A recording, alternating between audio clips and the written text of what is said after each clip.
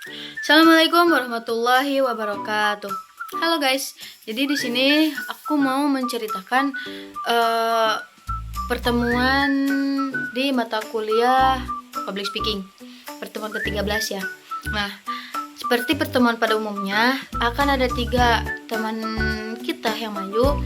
Nah, di sini tuh serba santai pokoknya. Di pertemuan kali ini semuanya serba santai. Dari teman-teman saya, mau dari Ihda, Rini atau dari Adnan, semua santai banget gitu kan ngebawain topiknya. Nah, yang pertama itu kan Ihda.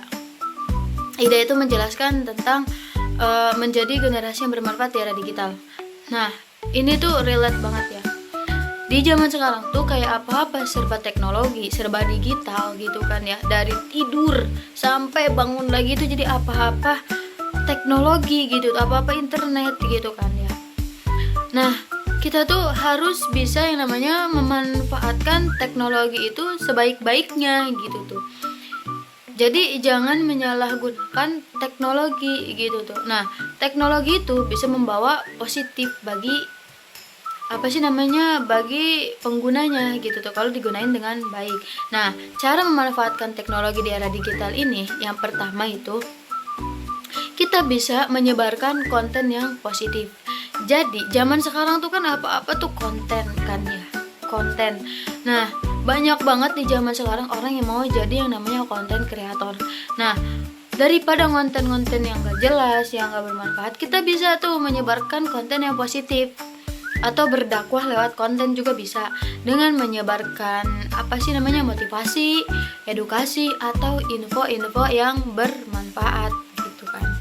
Nah, lalu yang kedua, kita bisa belajar dan berbagi ilmu. Nah, di zaman sekarang tuh kita kalau mau belajar apa-apa skill yang gak kita bisa gitu kan, kita bisa belajar lewat internet. Lewat mana? Lewat YouTube atau lewat website. Zaman sekarang tuh banyak banget website yang kayak menyediakan kalau kita mau belajar bahasa asing ya, bahasa gitu tuh. Saya nemu satu website ya. Jadi di website itu tuh kita bisa belajar belajar bahasa asing gitu, apa aja itu, mau Jerman, Prancis, Korea atau Jepang gitu kan ya. Dari website itu gitu tuh. Saya tahu itu dari konten kreator ya. Nah, dengan 6 bulan kalau kita konsisten kita bisa, karena itu tuh dari basic banget diajarinnya.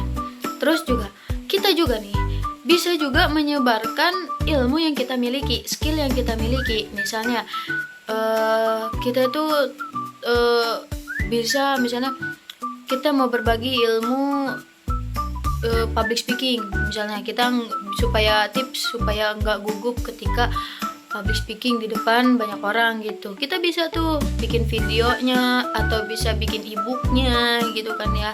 Terus kita share di Instagram, YouTube, TikTok gitu kan. Nah, selain kitanya juga tetap bermanfaat gitu kan ya, kita juga dari situ tuh bisa menghasilkan uang gitu kan dari video atau produk, kayak istilahnya produk digital lah yang kita buat gitu kan lah. Lalu yang ketiga, bisa bantu lewat dunia maya. Jadi di era digital itu istilahnya affiliate lah kan, TikTok affiliate gitu kan ya. Nah, di TikTok affiliate tuh kita mempromosikan barang orang gitu kan ya. Jadi kita mempromosikan barang orang lewat media sosial gitu, tapi kita dapat komisinya juga sih.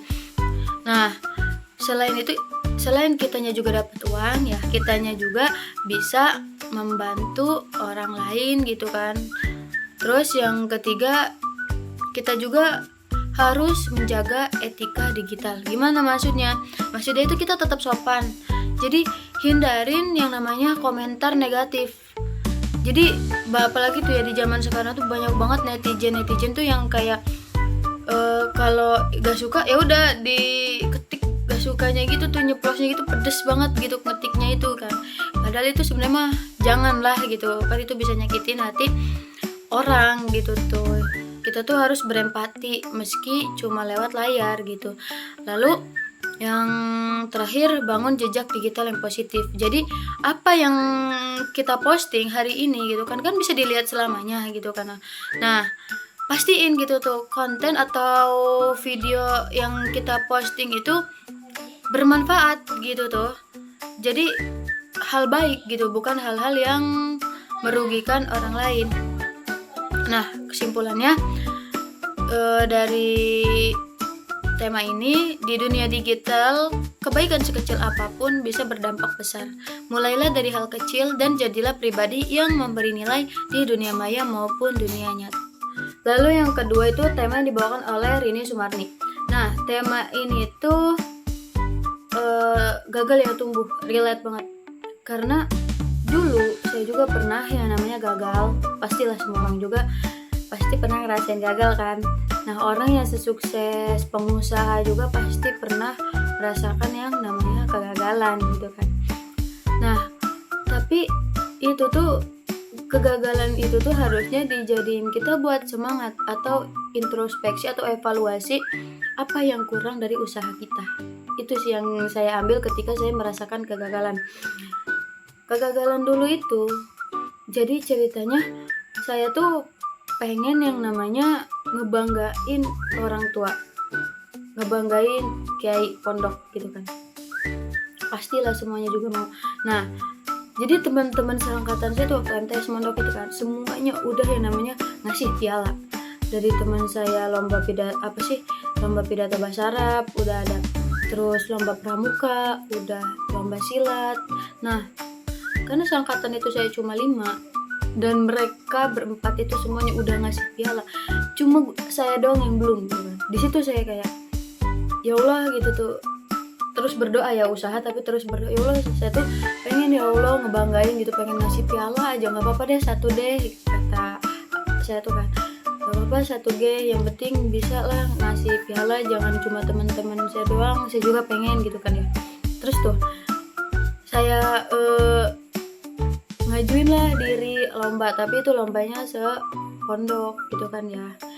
Gagal, kalah lomba pidato. Emang lawannya masya Allah keren-keren, apa sih, mubalik internasional pokoknya itu di pondok MTS dulu itu. Terus ya ada tuh lomba itu lomba pidato bahasa Indonesia di Fajrul Karim. Nah, lomba pidatonya itu bahasa Indonesia di Fajrul Karim. Di situ itu saya tuh kayak kan pernah gagal juga kan itu kan. Nah, tiba-tiba ustazah itu, "Ay mau enggak?" katanya. "Ente turid amla musabaqah fi Mahat Fajrul Karim bal pidato bahasa Indonesia," katanya kan. "Ya wala ustazah, rid," kata saya kan. "Maulah, mau coba." Nah, pas saya nyoba itu ya, bener-bener itu kayak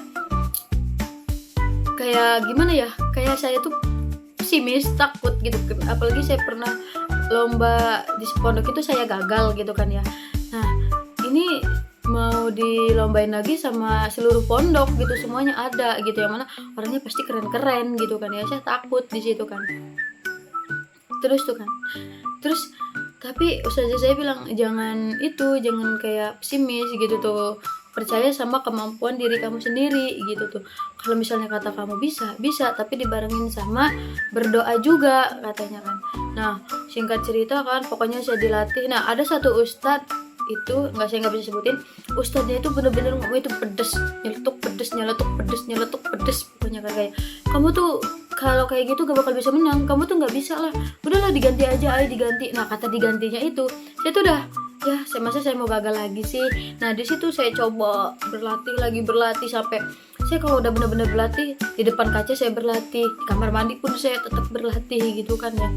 Pokoknya terus berlatih, dan singkat cerita alhamdulillah waktu hari H meskipun gemeter gitu kan ya, alhamdulillah dapet juara 1 lomba pidato bahasa Indonesia gitu kan, alhamdulillahnya.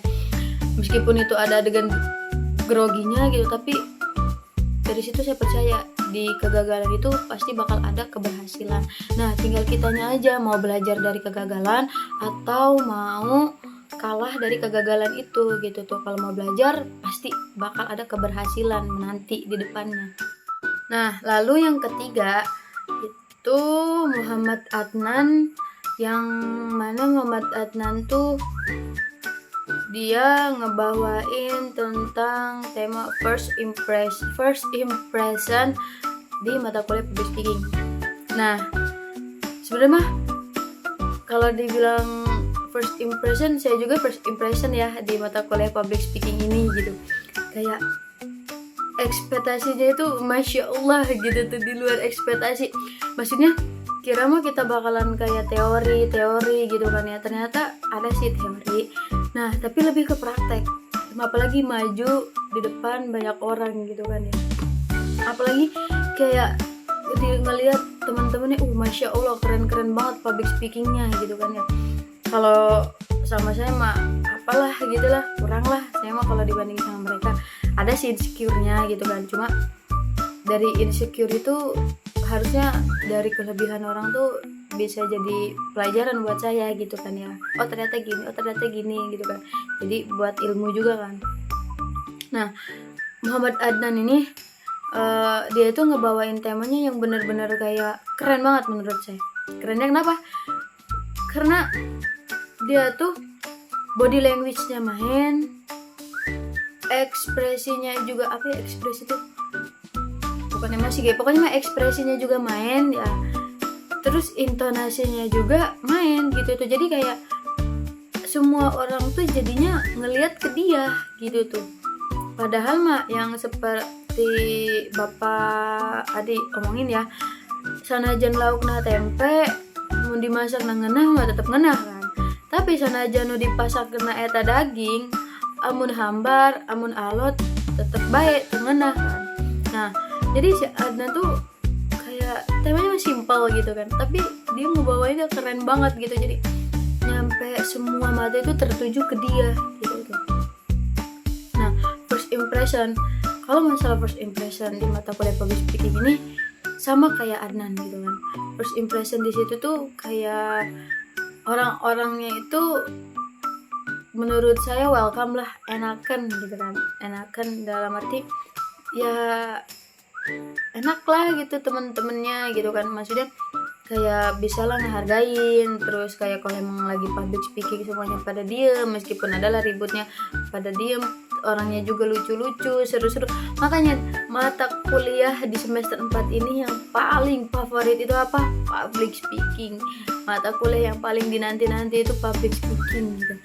Seru banget gitu, orang-orangnya seru, terus kayak mata kuliahnya juga seru, apalagi kita juga dapat ilmu agama juga di situ kan. Kayak ada nggak pengajian juga pernah diadain di situ, terus kayak Pak Adi juga suka ngasih wejangan gitu kan buat kitanya gitu kan, yang mana itu bermanfaat banget bagi kita gitu kan ya.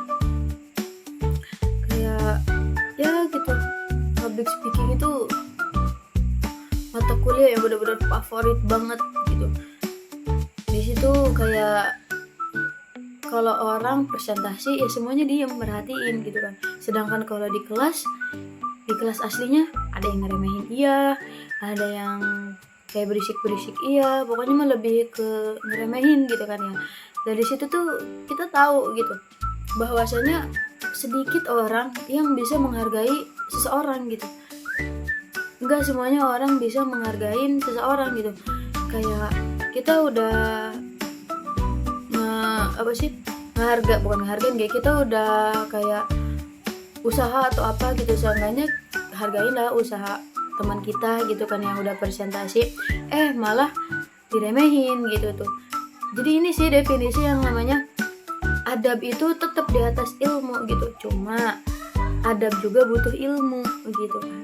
Jadi meskipun orangnya kayak biasa aja, tapi kalau misalnya dia beradab, bisa menghargai orang gitu kan ya, terus kayak apa sih namanya, baik, sopan gitu, itu lebih baik sih menurut saya daripada dia pinter, bisa berargumen, bisa ini bisa itu, tapi kalau dia nggak bisa menghargain ya sama aja bohong gitu kan. Jadi pokoknya mah di mata kuliah public speaking ini mata kuliah yang benar-benar favorit banget. Dan next juga saya semester 5 juga bakal ngambil mata kuliah peminata itu yang menjurus ke public speaking juga gitu. itu aja kayaknya. Pokoknya first impression di mata kuliah public speaking itu gak expect banget bakal seseru ini, sekeren ini, terus sebahagia ini, sampai-sampai gak mau banget. Ini kan udah hampir di ujung pengakhiran gitu kan mata kuliah public speaking gitu. Public speaking itu pokoknya mah keren banget gitu lah, mata kuliahnya seru gitu tuh. Terus orang-orangnya juga seru, gurunya juga apalagi the best banget pokoknya. Dah itu aja, thank you. Hanya itu yang dapat saya sampaikan, kurang lebihnya mohon maaf. Assalamualaikum warahmatullahi wabarakatuh. Dadah.